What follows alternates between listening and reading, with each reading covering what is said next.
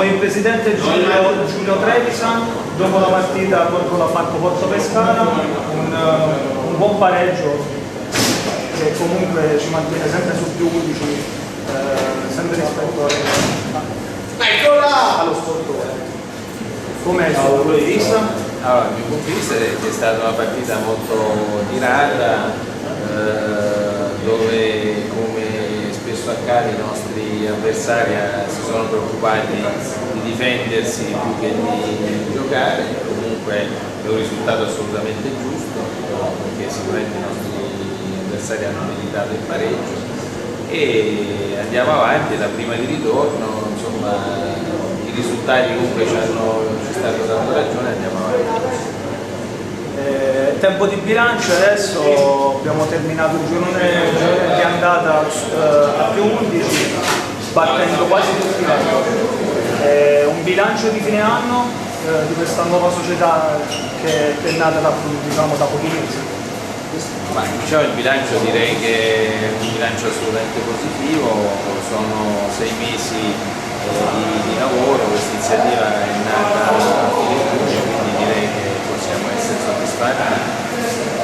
Sotto il profilo sportivo sono stati mesi entusiasmanti dall'inizio della Coppa Italia fino ad oggi e quindi direi sotto tutti i punti di vista, insomma, andiamo avanti per il nostro percorso soddisfatti anche non solo per i risultati ma direi anche per il gioco espresso, perché va detto che durante le nostre partite in generale i nostri spettatori si divertono, oggi magari un po' meno.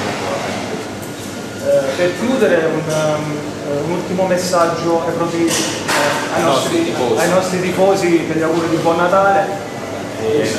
Ai nostri tifosi auguriamo chiaramente buon Natale, buon anno, sperando che diciamo anche l'anno che sta per iniziare continui con gli stessi successi e gli stessi risultati che ci hanno visto in questi primi mesi di campionato, e mi sento insomma di fare un caloroso augurio a tutti i tifosi teatini, visto che questo per loro insomma, è un momento molto particolare, nella speranza che insomma, già dall'anno prossimo torneremo a prenderci delle belle soddisfazioni.